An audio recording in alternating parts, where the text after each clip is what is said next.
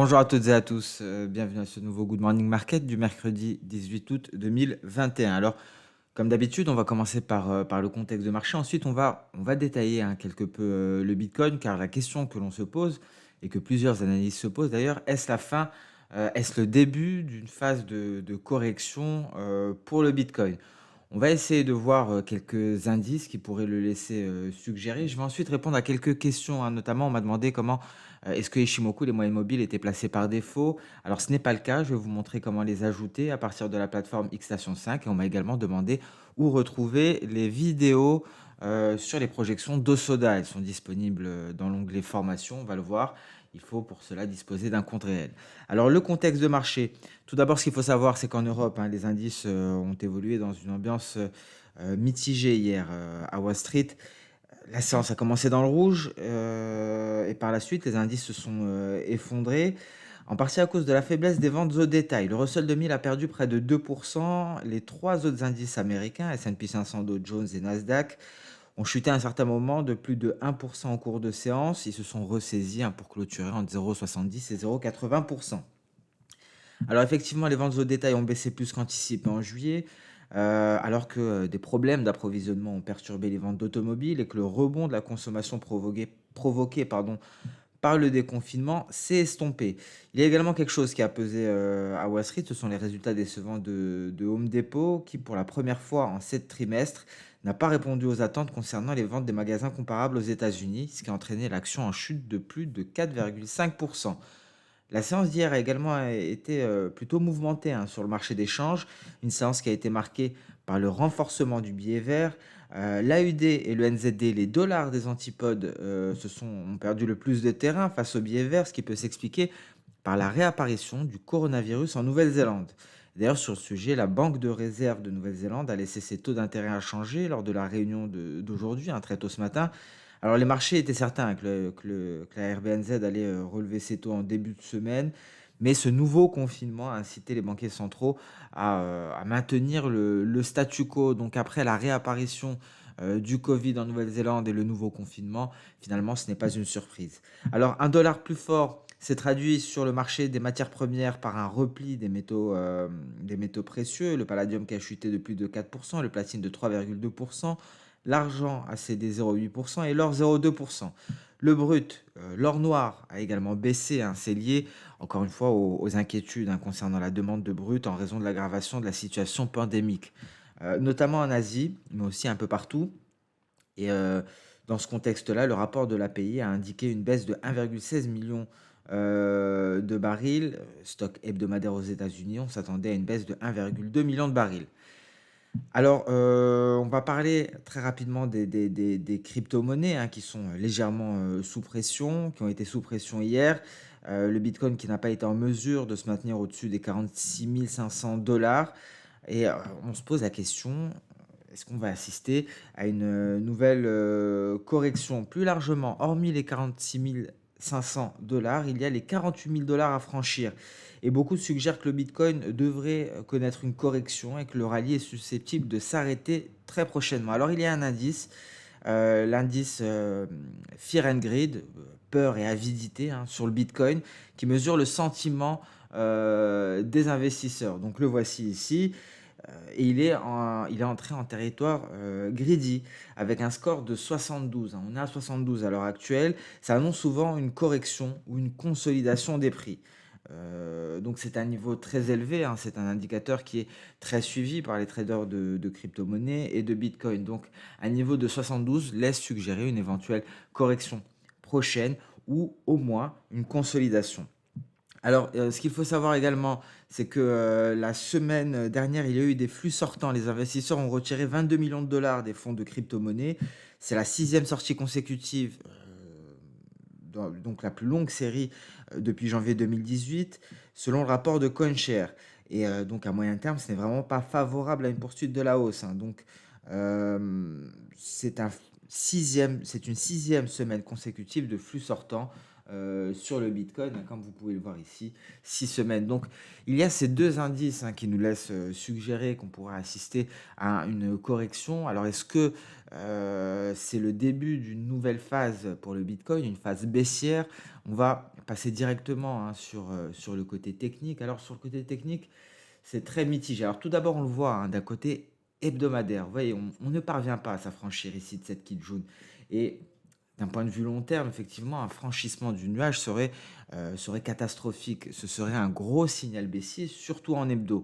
Alors qu'en est-il en données journalières? En données journalières, on le voit, on a échoué, hein, dans le franchissement ici des 46 500 dollars que l'on a évoqué plus tôt. Il y aurait par la suite les 48 000 dollars à franchir. Pour le moment, hier, il y a eu une cassure de cette fameuse moyenne mobile 200, donc un gros signal d'alerte. Est-ce qu'on va réussir aujourd'hui à se hisser au-dessus? Alors, je pense que se hisser au-dessus permettrait peut-être de poursuivre en consolidation et donc on partirait, on pourrait commencer à retenir l'hypothèse d'une consolidation du Bitcoin à ces niveaux-là, entre les 44 500 et les 46 500 dollars environ. Mais attention, si on ne parvient pas à se hisser au-dessus de cette moyenne mobile 200, si on vient casser les 44 500 dollars, là effectivement, on se rapprocherait de ce scénario de correction. Car je vous rappelle, ce niveau d'indice Fear and Greed aux alentours des 72 laisse présager soit une correction, soit une consolidation, hein. Vous voyez, on est à des niveaux par rapport au niveau de cet été, on ne cesse d'augmenter, on se stabilise à 72 et c'est de très mauvais augure pour le Bitcoin. Et le premier support serait aux alentours des 40 000 dollars, aux alentours de la Kijun, légèrement au-dessus, hein. Ça pourrait même être les 40 500. Ça, c'est un premier niveau. Après, on retrouve la moyenne mobile courte ici, légèrement en dessous des 40 000 dollars. Alors, à rapprocher, hein, avec l'hebdomadaire, il faut savoir que 40 000 dollars, cela correspond plus ou moins à mon nuage. Donc, correction de court terme si on va jusqu'au nuage. Et si on franchit le nuage, là, dans ce cas-là, on va chercher les 30 000 dollars. On en était proche, on le pressentait, cette cassure des 30 000 dollars précédemment, mais on s'en est largement éloigné. On a gagné 15 000 dollars de plus. Et souvenez-vous de la situation technique. Si les 30 000 dollars cèdent, c'est direction 20 000, 19 000. Donc, cette correction pourrait être envisageable et les prochaines séances seront cruciales pour le Bitcoin. Deux scénarios à retenir: consolidation entre les 44 500 dollars et les 46 500 dollars ou phase de repli avec plusieurs niveaux en vue, la Kijun, la moyenne mobile courte. Par la suite, ce seront les 30 000 et s'il y a cassure de 30 000, ce sont les 20 000 voire 19 000. Et dans ce cas-là, hein, 20 000 voire 19 000, cela correspondrait à une traversée du nuage en hebdomadaire. Donc, on garde un œil sur le Bitcoin. L'Ethereum a également donné un signal d'alerte hier, hein, souvenez-vous. Nous étions à ce niveau-là. Nous avons abordé l'éventualité d'un rebond sur la borne inférieure. Il y a eu rebond effectivement concernant l'Ethereum. On le voit ici en données H1. On s'est placé dans le nuage, impossibilité d'en sortir. Et par la suite, on repart vers la borne inférieure. Borne inférieure de quoi? D'un biseau ascendant. Un biseau ascendant est à connotation baissière lorsqu'on casse la borne inférieure. On a cassé la borne inférieure. On a le retracement de Fibonacci à 50% qui est venu contenir la baisse, hein. Ce retracement est basé sur le repli du mois de mai, le repli qui avait été entamé le 12 mai et qui a pris fin environ le 26 juin. Donc, un retracement de 50% qui contient la baisse, rebond en début de séance. On n'est pas parvenu jusqu'à la Kijun, 3110 dollars. Et donc, prudence tout de même. Si on revenait à l'attaque des 50%, on pourrait approfondir la baisse vers les 2880. Donc, voilà pour les crypto-monnaies. Je tenais à détailler quelque peu, notamment le Bitcoin, hein. Et on a parlé hier de l'Ethereum qui est en train de prendre la place petit à petit du Bitcoin. Et aujourd'hui, on a détaillé le Bitcoin avec peut-être la fin, peut-être le début d'une phase haussière sur la crypto-monnaie la plus populaire jusqu'à présent. Donc voilà pour les cryptos. Avant de passer aux indices, très rapidement, je souhaiterais répondre aux questions. Concernant les vidéos des projections d'Ostoda, il faut aller dans formation et vous devriez retrouver cela dans Online Masterclass du mois de mai, il me semble. Voilà, Ishimoku et la théorie des vagues. Donc c'est ici, ça dure 1 heure. Ça parle des projections d'Osoda. Donc il faut être sur son compte réel, hein, ne restez pas en démonstration, vous n'y aurez pas accès. En réel, formation, Online Masterclass mai 2020, Ishimoku et la théorie des vagues. Autre question, alors est-ce que Ishimoku est par défaut ou les moyennes mobiles? Non, ce n'est pas le cas, c'est moi qui les ajoute car je travaille énormément avec Ishimoku et les moyennes mobiles. On va prendre un exemple, on va ouvrir un graphe de l'indice chinois par exemple. Lorsqu'on ouvre ce graphique-là, il est vierge.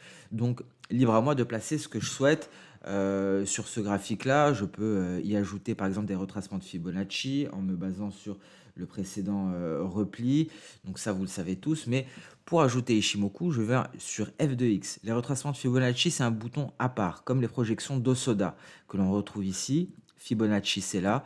Ishimoku, je vais là. Dans le filtre, je tape ICH pour Ishimoku. J'appuie sur Entrée. Et là, je peux même modifier les couleurs à ce niveau-là, l'épaisseur. J'applique et j'ai Ishimoku. Moyenne mobile, même chose. On a deux types de moyenne mobile simple, moyenne mobile exponentielle. Alors pour les simples, c'est SMA, Simple Moving Average. Et donc, je clique dessus, j'applique. Moyenne mobile exponentielle, c'est Exponential Moving Average, EMA. Et j'applique. Donc voilà comment les ajouter. Pour les supprimer, vous pouvez soit aller en bas à gauche, cliquer sur la croix, ça supprime, ou bien vous pouvez, il me semble, cliquer ici, faire un clic droit. Je pense que c'est faisable. Non, ce n'est pas faisable. Donc le mieux, donc tout simplement avec la croix en bas à gauche. Donc voilà pour répondre à ces petites questions, hein. Désolé pour ceux qui le savaient déjà. Je pense que c'était important car ça peut servir à tout le monde. Alors on passe directement sur les indices boursiers. On commence par le CAC 40. Le CAC 40 qui ouvre en gap haussier aux alentours de la Tenkan, ne parvient pas jusqu'à la Kijun et se replie. 6826.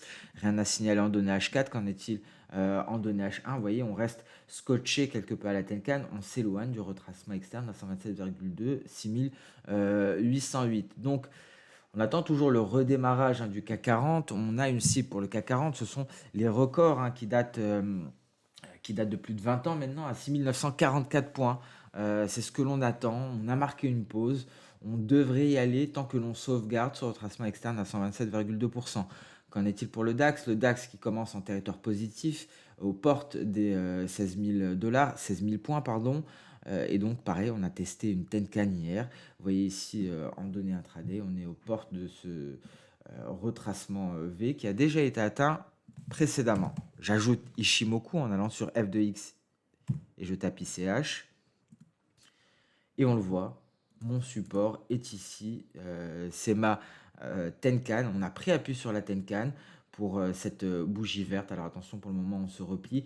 On a un gros support. Souvenez-vous, le nuage est un support.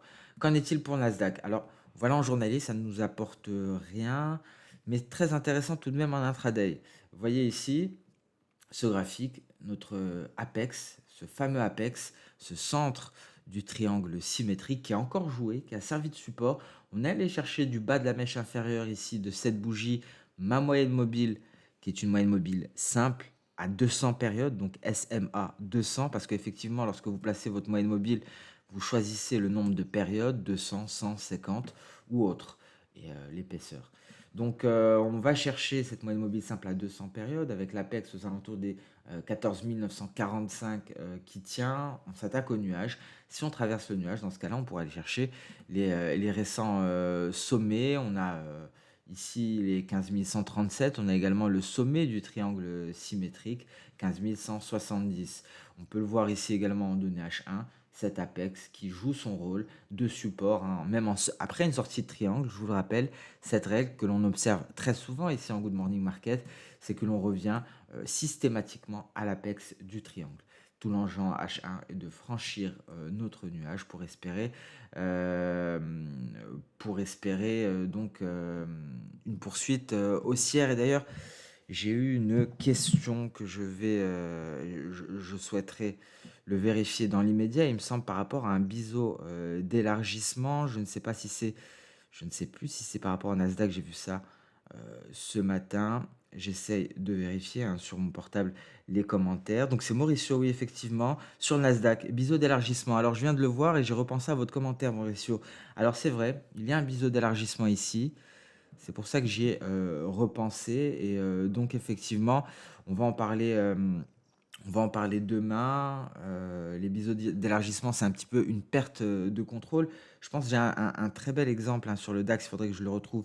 Il y avait un biseau d'élargissement, vous voyez ici, avant la crise du coronavirus. Et ça donc indique une perte de contrôle hein, du marché. Vous voyez, on va voir les biseaux d'élargissement car on n'en voit pas beaucoup sur les marchés. On n'en voit pas beaucoup, ou peut-être j'ai du mal à les repérer. Voilà, un biseau d'élargissement ici sur le DAX. Et vous voyez, hein, c'était quand? C'était juste avant la crise du coronavirus. Donc, ça indique une éventuelle prochaine perte de contrôle hein, sur les marchés, biseau d'élargissement, repli considérable, coronavirus, et on connaît la suite. Donc, effectivement, Mauricio, hein, ça mérite de s'y intéresser plus dans le détail. J'attendrai d'avoir d'autres points de contact, peut-être. Vous voyez, en données H4, on le voit beaucoup mieux, je pense, en données H1 ici. Mais je préférerais attendre, avoir peut-être un nouveau sommet à ce niveau-là, éventuellement. Si on part à ce niveau-là, je pense que l'on pourra le détailler. Ça nous donnera, ça nous préciserait éventuellement hein, la figure. Pour le moment, je préfère attendre. Je me méfie, c'est une figure assez rare. Et donc, je me méfie un petit peu. Mais effectivement, je préfère attendre d'avoir un nouveau point de contact, Mauricio. Vous voyez, peut-être si on allait chercher les récents sommets, on pourrait donc confirmer ce biseau d'élargissement. Donc, voilà pour cette question. Je pense que j'ai répondu à tout. Je regarde sur les commentaires. Donc, j'ai répondu à tout. Donc, biseau d'élargissement. Si vous voulez voir les conséquences, si vous voulez un très bel exemple, le DAX en données journalières, juste avant la crise du coronavirus. On passe au S&P 500. S&P 500, donc rien à signaler. Hein. Ici, on était allé chercher le nuage qui correspondait au haut pardon, du précédent range. On repart de plus belle. Et donc, on a tout de même un calendrier économique chargé. Hein. Donc, ça ne m'étonnerait pas que le calendrier économique apporte un certain catalyseur. Ici, je n'ai mis que les impacts forts en ajoutant les impacts moyens. Vous voyez, on a pas mal de données. On a des données en provenance d'Europe. Mais aux États-Unis, les mises en chantier, permis de construire et les stocks de pétrole brut. Et le procès verbal du FOMC. Mais je pense que pour plus de détails concernant le tapering, ça ne sera pas ce soir. Ça sera pendant Jackson Hole à la fin du mois. Le Dow Jones à présent, pareil que le S&P 500, on rebondit sur le nuage, ce qui correspond plus ou moins au haut du précédent range. Et la hausse devrait être soutenue par le nuage pour le S&P 500 et pour le Dow Jones. Et je vous rappelle que le Nasdaq, c'est un peu plus mitigé. Il faut une traversée de nuages. Le Bitcoin, l'Ethereum, c'est pratique, c'est déjà fait. Les matières premières, alors ça on va en parler après, on en a déjà parlé et je voulais faire le point avec vous justement concernant la projection de Soda. Vous voyez le gold. Le gold, on est aux portes des 1800 $ l'once, hein, c'est la résistance que l'on a abordée hier, elle est renforcée par la SMA 50, donc moyenne mobile simple à 50 périodes, moyenne mobile simple à 50 jours, parce que je suis en journalier. J'aurais été en H1, ce serait la moyenne mobile simple à 50 heures. Donc voilà la résistance à franchir. Après ça, il y a le nuage. Donc difficile hein, d'envisager une réelle percée haussière du gold. On le voit ici en H4. On a été impacté hier hein, par le renforcement du billet vert. Et on repart à l'attaque donc des 1795. Hein. Ici, c'était justement la résistance. On la voyait en données H4, le retracement de Fibo à 50%. Le pétrole WTI, vous voyez en données journalières. Alors ici, je pense qu'on peut s'attendre à un rebond. Ça arrive très souvent, on va le vérifier, hein, ce n'est pas sûr bien entendu. Peut-être que les stocks pourront jouer un rôle. Vous voyez, la Chikou Span s'attaque au nuage. Et donc, je ne serais pas étonné à ce niveau-là de voir un rebond de la Chikou, ce qui permettrait donc un rebond des cours encore pour un second pullback sur le bas de nuage. Très probable. En tout cas, ce qui complique la chose, c'est la présence hein, de ce nuage en deux nage 4. Vous voyez comme le nuage avait exercé une pression baissière hein, sur les cours. Il l'a accompagné à la baisse. Et c'est pour ça que par exemple sur le S&P 500 ou le Dow Jones, on voit un nuage qui accompagne à la hausse des cours. Ça arrive très souvent. Par la suite, les cours se sont effondrés. Donc reprise pour le moment, que ce soit pour le WT ou pour le Brent, il y a tout de même hein, l'incertitude sur la demande de pétrole qui est due à la propagation hein, du variant Delta. Donc un pétrole qui, malgré des rebonds, on voit ici, il y a eu un rebond, malgré des rebonds, le pétrole reste sous pression tant que le variant Delta continue de se propager à un rythme alarmant. Alors est-ce qu'on va assister à un rebond de la même ampleur à suivre? En tout cas, cette fois-ci, le nuage est sur la route des cours du brut. Le gaz naturel, rien à signaler, hein, on est toujours à l'intérieur de ce précédent canal haussier. Concernant le café, on s'attaque ici au retracement de 50%. Très intéressant le copper, on en avait parlé, pas le copper, pardon, le blé. On a parlé il y a 2 semaines de cela, hein. C'était, je pense, et je l'avais publié également sur un article spécialement dédié à Ishimoku. C'est pour vous montrer un petit peu le raisonnement comment dire, des projections d'Osoda. On avait raisonné là-dessus ici. C'était cet article-là avec des vagues en A, B, C et D. On avait placé ce point D à 770,73. Ici, il y avait un signal Ishimoku sorti de nuage par le haut et c'était validé par la Chikou. Le premier signal que l'on retrouve ici avait été invalidé, c'est en rouge. Le second signal a été validé. On avait placé notre point D avec, grâce aux projections d'Osoda, A, B, C. Étant donné qu'on avait franchi B, c'était un signal. Il suffisait de franchir le retracement à 23,6%. Et vous voyez, effectivement, je voulais faire le point avec vous. C'est un très bel exemple. On est allé chercher D et par la suite, on s'est replié. Voilà pour le blé, c'était, je pense, un très bon exemple parce que ça allie projection d'Osoda et Ishimoku. Signal ici, avec une vague qui s'est formée sous le nuage. Donc un signal d'achat Ishimoku, ça nous permet d'avoir un A, B, C, et on a notre point D, et le blé l'a fait, le blé s'est replié par la suite. Un très bel exemple ici des projections d'Osoda. Le copper, alors la pression est en train de se confirmer. Vous voyez, on tient les 9200 $ la tonne. Prochaine cible 9100, hein, si le repli venait à se poursuivre. Hein, donc prudence. En cas de cassure de ce niveau-là, la baisse pourrait donc s'accentuer davantage. Ici, vous voyez, hein, on a un drapeau. Il n'est pas très précis car il y a beaucoup de gaps, hein, sur ce graphique-là. Mais concrètement, selon la théorie, on pourrait potentiellement aller sous, hein, aller chercher les 8000 $ la tonne environ. Ce sont les 8070 que l'on pourra aller chercher. Donc, prudence en cas de cassure de ce support des 9205. Ensuite, il restera les 9100 $ la tonne. Et si on casse, dans ce cas-là, on pourra aller se rapprocher des 8070 $ la tonne. Voilà pour le compartiment des matières premières que nous avons détaillé avec ce bel exemple sur le blé concernant les projections d'Osoda, des formations que vous retrouverez d'ailleurs dans l'onglet formation. Le biais vert, vous voyez ce nuage qui accompagne à la hausse ici, hein, c'est très fréquent. Quand les cours refusent d'intégrer et longent une des bornes, il y a comme une sorte de poussée, hein, d'Archimède, entre guillemets, si je puis dire, qui propulse les cours, que ce soit à la hausse ou que ce soit à la baisse.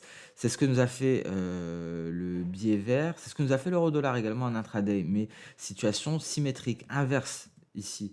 La pression a été baissière et on est allé retrouver ce niveau des 1,70 environ. On tente de se ressaisir aujourd'hui. Donc, si le dollar venait à se renforcer, hein, davantage pour aller chercher ici le sommet du 1er avril, bien entendu, l'euro-dollar pourrait aller chercher les 1,1680. GBP-USD, donc la hausse de l'euro-dollar, du biais vert, pardon, a entraîné le GBP-USD en net repli. Franchissement de Kijun, c'est un signal d'alerte, prudence. Après, il y aura les 1,3690. Vous voyez ici en données intraday, on est sur ce support que l'on avait énoncé que l'on avait retrouvé il y a quelques jours. C'est un palier d'SSB. Donc vous voyez, concernant Ishimoku, c'est très pratique aussi. Lorsque vous avez des paliers d'SSB, des plats, vous pouvez les prolonger. Ça sera des supports, un peu comme un apex, hein, si je puis dire, l'apex d'un triangle. L'USDN, il me semble qu'il n'y a plus rien à signaler, hein, on en rebondit ici, on est coincé entre ce niveau de support à 109 et notre palier de Kijun. Ce qui a été très très bon encore concernant les projections de Soda, et ça on en a parlé hier, c'est l'AUD-USD. Vous voyez, même sans Ishimoku ici, c'était assez clair, sorti de drapeau. J'ai mon point A, mon point B, mon point C, je retrouve mon point D. C'est ce qu'on est allé chercher très précisément, 0,72 44 environ. Vous voyez, hein, c'était très très propre sur la UD-USD. Bien entendu, hein, on peut ajouter Ishimoku, mais des fois, on n'en a pas besoin ici car il n'y avait pas d'élément Ishimoku sur la route. Hein. On a bien vu que le nuage faisait office de résistance, donc ce n'était pas nécessaire. J'allège mon graphique et vous voyez la précision ici. C'est le niveau qu'on est allé chercher sur l'AUD-USD. Et donc c'est tout pour le marché des changes. Voilà pour ce Good Morning Market. J'en ai profité pour répondre à certaines questions. On a fait un point détaillé sur les crypto-monnaies après avoir décrit le contexte de marché. Si vous avez des questions, n'hésitez pas à les poser en commentaire. Si vous avez des remarques, hein, je reste, je reste disponible. En attendant, je vous souhaite une très bonne séance de trading, une très bonne journée. Je vais essayer de publier la vidéo matières premières et fondamentaux. Je ne sais pas si je serai en mesure de le faire, hein. Je vais faire mon maximum. Au pire des cas, on se retrouve dès demain pour le prochain Good Morning Market. Au revoir.